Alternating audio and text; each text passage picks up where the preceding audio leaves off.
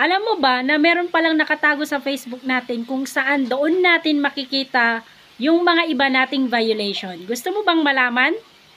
I-open natin ang ating Facebook. Tsaka dito sa left side yung profile natin. Scroll down natin. Pindot po natin ditong about.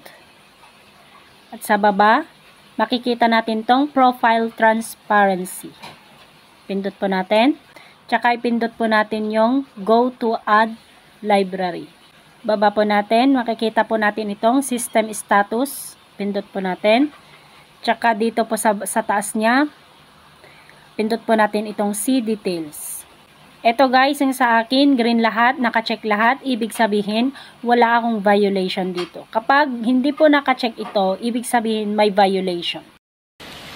Yun lamang guys, kung nakatulong sa yung video na ito, huwag kalimutang mag-subscribe, like, and comment.